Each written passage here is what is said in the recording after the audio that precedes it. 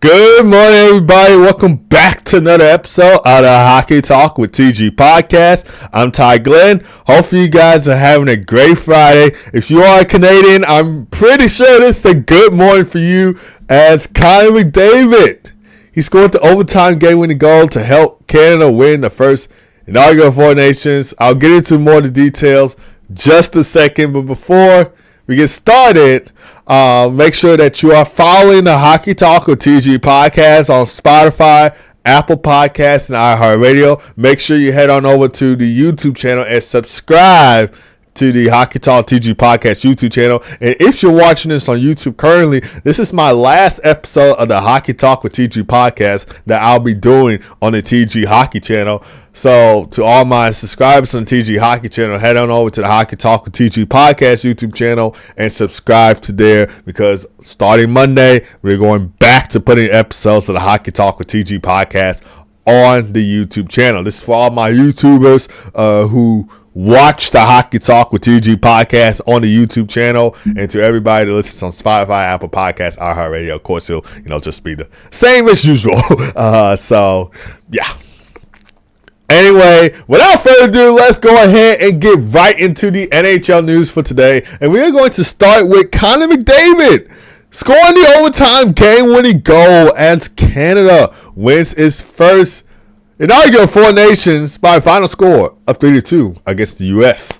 So, of course, Connor McDavid's goal came to 8 minutes and 18 seconds into overtime, and what an assist from Mitch Marner to set him up. Connor McDavid wide open in the slot, and he bangs it home. I don't know if that was the right word for it, though. Past Connor Hellebuck for Canada to win gold at the Four Nations against the U.S.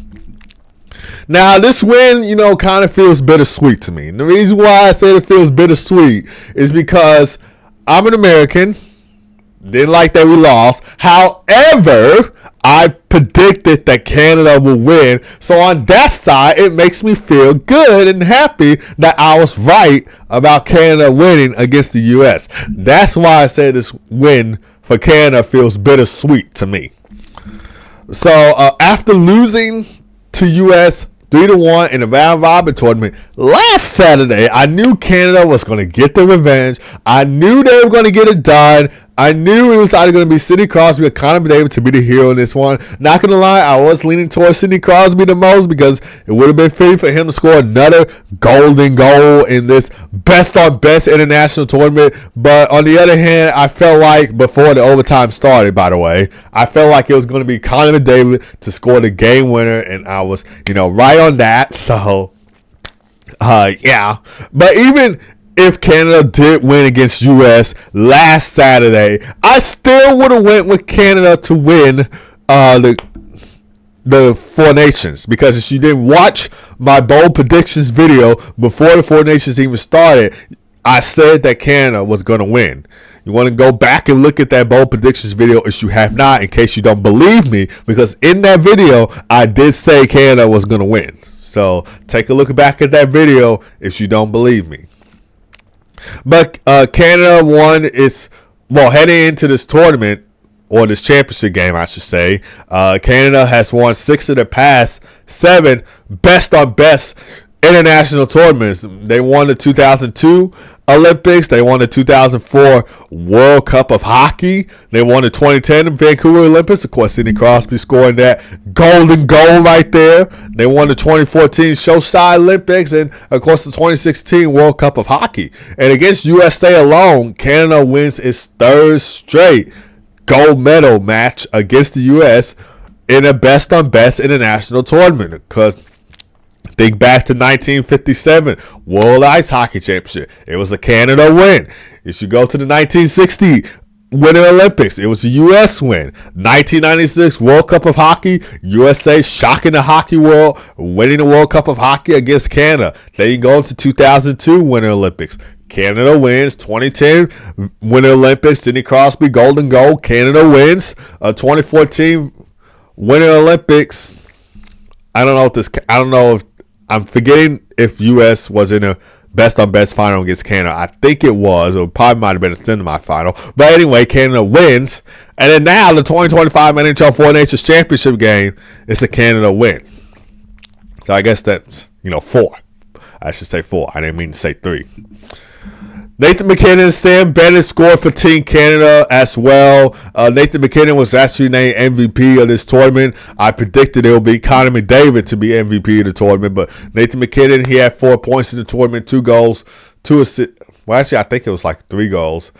3 goals in this tournament because he scored in the opening game against Sweden. So it should be 5 points for Nathan MacKinnon, 3 goals, 2 assists because hopefully I'm getting the stats right. Hopefully I'm getting the stats right.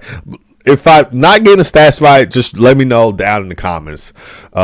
Mitch Marner, he had 2 assists in this game as well. He set up Sam Bennett for the game-tying goal and Connor McDavid for the game-winning goal. So he played a pivotal role in this game as well. And Jordan Binnington, he played like Thanos in this championship game.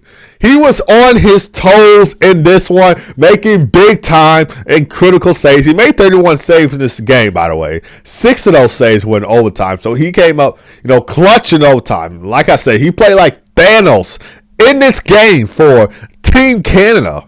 So he had a great game. And I heard the ESPN crew, Steve Livy, Mark Messier, and PK Subban saying that Jordan Binnington should have been an MVP, and rightfully so. I wouldn't blame him for saying that because of the unreal game that he had. When it mattered the most, he put on a show. I mean, I know this was in Boston, but it felt like he was on Broadway with this performance in this one. And he has no problem with playing in TD Garden. I said this before the game started. He has no problem with playing at TD Garden because if you look back at 2019, he was the factor on why the Blues won their first Stanley Cup in franchise history because he helped them win their first Stanley Cup in franchise history. In Game 7, he played a pivotal role. In the playoffs in general, he played a pivotal role. I mean, he was one of the big guys to lead the Blues to their first Stanley Cup. I don't know if that makes sense, though. But at the time, when the Blues won the Stanley Cup with Binnington on the team, he was a rookie goaltender at the time. And he came into the NHL in like January 2019, I believe, made his debut against the Philadelphia Flyers, a shutout win. And then after that, the Blues would turn their season around, win their first Stanley Cup, and yeah, he has no problem playing at TD Garden. And then 6 years later, I mean, he wins the first ever Four Nations for Team Canada. So when it comes to playing at TD Garden, Jordan Binnington has no problem, and it's all going to be just fine for Jordan Binnington. For Team USA, Brady Tkachuk and Jake Sanderson, the 2 Ottawa Senators, scored for Team USA. Austin Matthews had 2 assists, and what a chance for Austin Matthews in that overtime against Canada. What a chance. He had like a few chances in overtime to put this game to bed for US. But hey, like I said, I still stood on my word. I knew Canada was going to come out with the win. I did not change my mind. I stood on my word. That's why I said it as a bold prediction. You guys need to go back and watch my bold predictions video in case you don't believe me, because I said Canada was going to win. So, yeah. Connor Hellebuck, he made 24 saves in this game for the U.S. And like I said, the last time that USA has won a best-on-best international tournament against Canada, or let's just say in general, was the 1996 World Cup of Hockey. You had Mike Richter on the team then. You had Chris Chelios on the team. Keith Tkachuk, father of Brady and Matthew Tkachuk. You had Mike Modano on the team. Tony Amont. So a lot of familiar faces on that USA team when they won against Canada in the 1996 World Cup of Hockey event. Thoughts on this game? It was a thriller. It was an absolute thriller. It was absolute cinema. like I said, and I hate to be you if you missed this game, because this was a great game to see. And I can't wait to see the stats of this game, or, how many people watch it. I'm pretty sure that they'll release it later, maybe after I get done with this episode of Hockey Talk with TG podcast. I'm pretty sure they'll release it later to show us how many people watched this game. If you missed this game, I don't know what you were doing on Thursday night, but you should have been watching this game, USA and Canada. It was absolute Cena. Did my Americans lose? Yes. Did Canada win? Yes. Like I said, it felt bittersweet for me because as an American, I hate that we lost. But on the other hand, I predicted Canada would win. I stood on my word, and they brought home the gold. So that's why it felt bittersweet. But yeah, I enjoyed this game. I enjoyed the Four Nations tournament in general. I think this was a good idea for the NHL to have instead of the All-Star game. Like I said before, if you missed my last episode of the Hockey Talk with TG podcast, or maybe it was the episode before that, where I said that I don't care what the NHL does. They can do All-Star games. They can do best-on-best international tournaments. I don't care. But I speak for all hockey fans when I say the NHL should keep doing best-on-best international tournaments instead of all-star games, because I feel like that's what people are going to enjoy the most. Like, I had a few buddies of mine saying that they didn't like the all-star game as much. They didn't care for the all-star game as much. I was listening to the hockey guy on one of his videos saying that ever since the All-Star game started doing 3-on-3 formats, it just hasn't become interesting. So I feel like this should be the thing that the NHL should do instead of the All-Star game. I feel like they did a great job with this event in general, and hopefully they do more of this. You got the Olympics coming up in 2026. Will Canada repeat? Maybe. It's a possibility.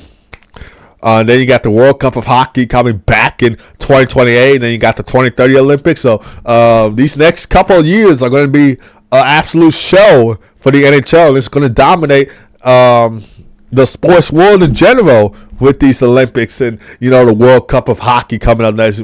Hopefully we get to see Connor Bedard on Team Canada for, the World Cup of Hockey, or, the 2030 Olympics. So I'm really looking forward to what hockey's bringing the next couple of years. And no other sport does it like hockey can. The NBA. I trash talked the NBA on one of my episodes of the Hockey Talk with TG podcast. If you like basketball, apologies for that, but I have to state the facts. NBA is just soft. It is soft. You have players coming and going, not staying loyal to their team, not playing for their team for at least 10 years. And then you got a whole lot of injuries going on in the NBA. Players being out for what feels like a month. Whereas in NHL, that's rarely the case. You got guys showing up. You got guys stepping up. You got guys coming to play. It's a team factor. The NBA doesn't have that. The NFL doesn't have that. MLB, I'm not sure. They don't have that either. Like no other sport does it like hockey can. And, especially NBA, because like I said, the league has gone soft. And then you got Victor Wembanyama. Hopefully he returns next season, but I heard he's going to be out for the remainder of the season with a blood clot injury. So it's just like it doesn't do it like the NHL can. Like hockey is the greatest sport in the world for a reason. I can name a whole lot of other reasons for why hockey is the greatest sport in the world, but then again, I kind of don't want to bore you guys and just trash talk on basketball like that. But I had to state the facts, so. Yeah, but overall, I enjoyed this tournament.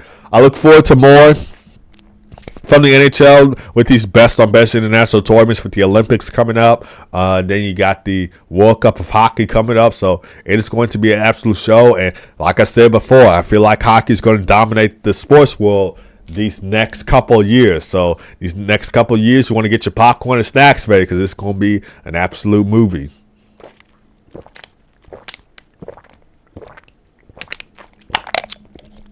All right, now we're going to talk about the top 5 games of the Four Nations tournament. So these are my top 5 games that I enjoy. And let's start with the USA and Canada round robin game. I would have put the championship game first, but this was the first meeting of the four nations between USA and Canada. USA won 3-1.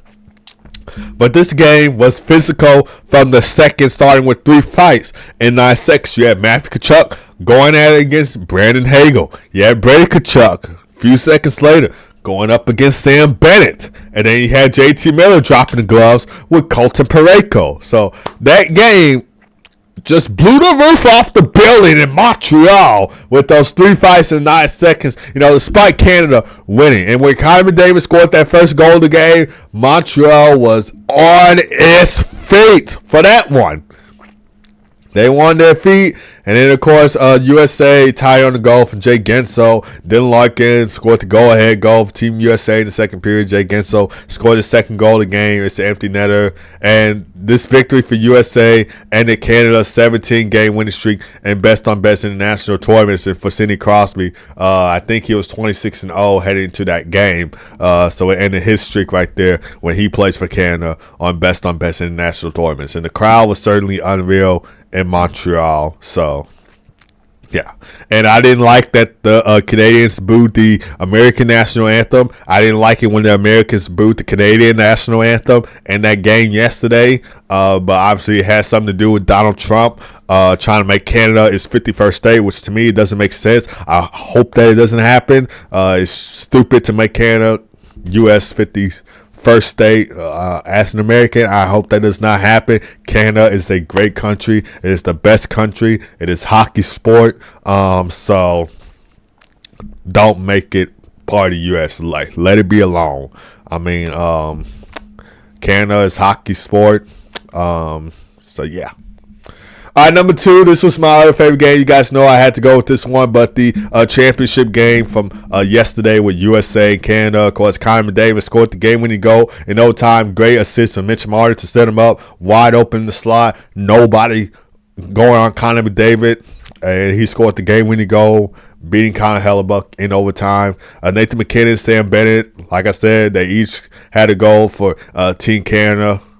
Mitch Marner had provided the assist on the game-time goal with Sam Bennett, and then the game-winning goal with Connor McDavid. And Jordan Binnington, like I said, played like Thanos in this game. He was an absolute beast in this game. He made 31 saves for Canada, including 6 critical saves in overtime. And this game, you should take a look at the start of the game for Team Canada. You had, I'm forgetting her name, but when that person, when she came out and sung the Canadian national anthem, she, kind of altered the lyrics a little bit to protest Donald Trump's remarks and, trying to make Canada a 51st state. Like I said, I'm not making this up. This is what Donald Trump was actually trying to do. Like I said, it's stupid, it's silly, and good thing Canada, as an American, I felt like Canada needed this win just to, show them that hockey is truly Canada sport. And the viewership and impact for this game, the absolute thriller for this game, final drew significant viewership, and it highlighted the tournament success and the intense between USA and Canada's hockey rivalry. And then number 3 for this game, Canada and Sweden going at it. Of course, Canada won this game 4-3 in overtime. This was the first game of the Four Nations tournament. Mitch Marner scored the overtime game-winning goal in that game, and Montreal was absolute on fire for this tournament. They were absolute buzzing for this game. You had Mario Lemieux coming out, getting a roar from the crowd, and then you had Austin Matthews getting booed by the Montreal crowd, because not only does he play for the Toronto Maple Leafs, and of course the Maple Leafs and Canadians Maple Leafs and Canadians have a rivalry, but also he's on Team USA. So those are 2 reasons why he got booed. So I really did like that Canada and Sweden game, and the game attracted a large audience. So there was a lot of people tuning into that game as well. And then number 4, the Sweden and Finland game. So, of course, another rivalry game between Sweden and Finland. Of course, Finland winning this game 4-3 in overtime. Patrick Laine saying after the game that, we're the big brother now. And then last but not least, you had the Canada and Finland game. Canada winning 5-3 in this one to play USA in the final in National American. I was cheering on Team Canada. Excuse me.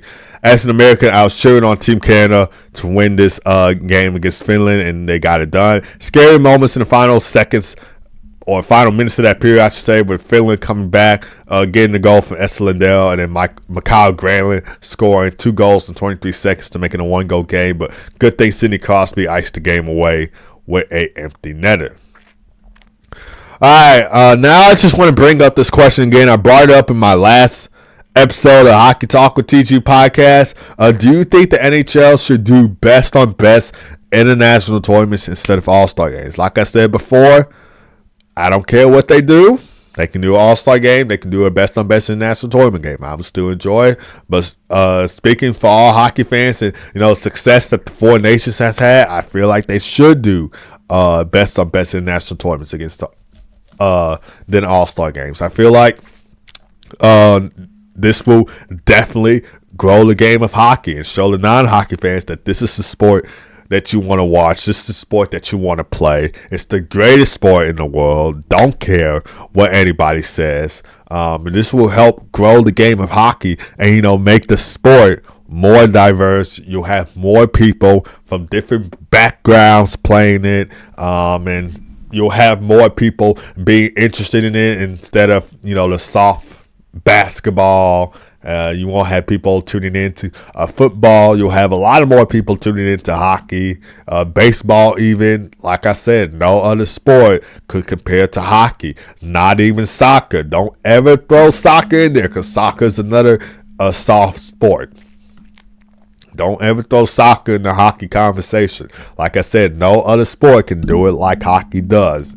Greatest sport in the world for a reason. So yes, I feel like the NHL should do these kinds of best on best international tournaments more often because, like I said, I feel like not only will hockey fans enjoy it, but also for me, I feel like it'll help grow the game of hockey, get the game out there, and you have a lot of more other people playing it. Cost of equipment, yes, the equipment is going to be very expensive, but just like me and a few other people that got started into hockey, try doing roller hockey. And see if you like it, and then save your money to get the actual hockey equipment. So that's what you can do too. As you're getting into hockey, you can do like me and a few other people. Just start off with roller hockey. Just start off with street hockey, and then save your money to get the gear, and then you can go out and play on the ice. So yeah, that's just my thoughts on why I think the NHL should do best on best international tournaments instead of all-star games. Let me know you guys' thoughts down below in the comments. I always like to hear from you, whether you agree or disagree with anything I say. It keeps the conversation going, I want to make you guys feel engaged on the podcast. So if you have something that you want to say, don't be afraid to type it down below. I always like to hear from you. No matter if it's something like, I think you're wrong on this, I feel like this should be this should be this and that, or I agree with you, Ty, I feel like they should do this more, this and this and this and that. No matter what it is, I always like to hear from you. I don't want to make you guys feel like I'm the only one talking. I'm the only one knowing all this stuff like I usually do. I always like to hear from you guys. Maybe you guys might have, a better reason than mine. And yeah, so let me know you guys' thoughts down in the comments. Excuse me. On whether the NHL should do best on best international tournaments instead of all-star games. For any conversation that I bring... Any conversation I bring on the Hockey Talk with TG podcast in general. All right, now we're going to take a look at the biggest storylines for the second half of the NHL season. The Four Nations. What a great Four Nations it was. It's in the books. You had Canada winning in overtime against U.S. Now we look ahead to the second half of the NHL season. What is the biggest storyline for the second half of the NHL season? Number one for me, Alex Ovechkin's pursuit on breaking Wayne Gretzky's goal record of 894 goals. So as of today, Alex Ovechkin has scored 879 goals in his career. Correct me if I'm wrong. Which places him 15 goals shy of breaking Wayne Gretzky's all-time record of 894 goals. Of course, his last goal came on February 6th against the Philadelphia Flyers, and he has 4 goals in his last 5 games before the Four Nations has started. And so after the Four Nations face-off break, Alex Ovechkin returned to practice with the Washington Capitals, and he emphasized his readiness to quote unquote play the best hockey in these next upcoming games. And he's been on fire of late. Like I said, he has 4 goals in his last 5 games, and if he keeps this up and if he stays healthy, doesn't get injured, I'm pretty sure we'll see him break that goal record. I think it'll be a big moment, not just for hockey, but for sports in general. I think it'll be a great moment in the sports world. Of course, Wayne Gretzky, he seems to be on board with this. He doesn't mind Alex Ovechkin breaking his goal record. Like he said before, this is a quote that he said, records are meant to be broken. That's what he said before. So he seems to be on board with Alex Ovechkin breaking his goal record. And like I said, it'll be a big moment in the sports world if it does happen. All right, number 2, we got Marc-Andre Fleury's farewell tour. This will most likely be the last season of the flower of Marc-Andre Fleury. And if this does be the last season for Marc-Andre Fleury, what an NHL career he had, playing for the Penguins, Golden Knights, Blackhawks. Wow. And then he won 3 Stanley Cups, all 3 of them coming with the Pittsburgh Penguins in 2009, 2016, 2017. And he's had a lot of accolades in his career. He's at 500 plus wins in his career. So he's done a lot in his career so far. And, I hate to see him go. This is going to be his last NHL season, but no doubt in mind that he will be a Hockey Hall of Famer and will go down as one of the best NHL goaltenders of all time. And then number 3, you got the playoff hunt. So, of course, the reason why I put this, that's the biggest storyline for the season. It's not really a storyline, I would say, but something that I feel like all hockey fans should be tuned into. Who's going to be in that wild card spot? Who's going to make the playoffs? So if you take a look at the Eastern Conference, the Senators and Red Wings currently occupy the wild card spots. Of course, they're looking to end playoff droughts. The Red Wings haven't made the playoffs since 2016, and Joe Louis Arena was around at the time before they tore it down. I wish it was still open, but they tore it down. And then the Senators haven't made the playoffs since 2017. Of course, they went all the way to the Eastern Conference Finals, losing to the Penguins in 7 games. Erik Karlsson was still on the team at the time. And then in the Metro Division, New York Rangers, I think they're either 1 or 3 points out of a wild card playoff spot. So they're trying to get in the mix, especially after bringing back JT Miller on the team. And then you got the New York Islanders. They're trying to somewhat get into the playoffs. So it's just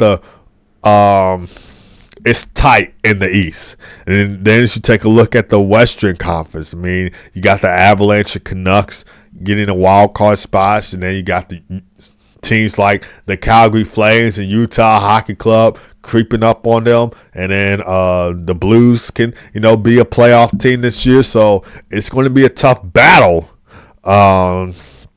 in both conferences, both in the East and the West. But let me know you guys' thoughts on that. Do you agree that these 3 things I just said will be the biggest storylines for this NHL season? Do you have a storyline in mind that you are looking forward to watch and be interested in? Let me know you guys' thoughts down below. All right, NHL games for this weekend. So I'm only going to tell you guys the NHL games that you can watch on national television. It's going to be a jam-packed weekend for the NHL after the Four Nations. You got 14 games on the slate for Saturday, and then you got 10 games on the slate for Sunday.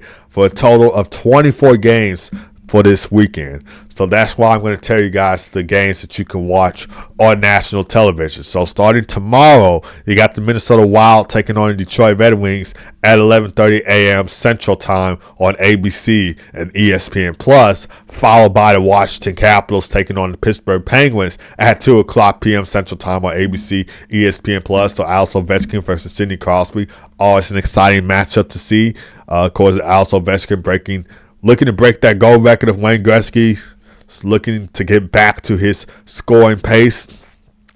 And then you got the Carolina Hurricanes taking on Toronto Maple Leafs at 6 o'clock p.m. Central Time on NHL Network. And then for Sunday, it's a TNT doubleheader. You got the Edmonton Oilers going at it against the Washington Capitals at 12 o'clock p.m. Central Time on TNT, True TV, and HBO Max, followed by the New York Rangers taking on the Pittsburgh Penguins at 2:30 p.m. Central Time on TNT, True TV, and HBO Max. And then you got the New Jersey Devils taking on the Nashville Predators at 5 o'clock p.m. Central Time on NHL Network.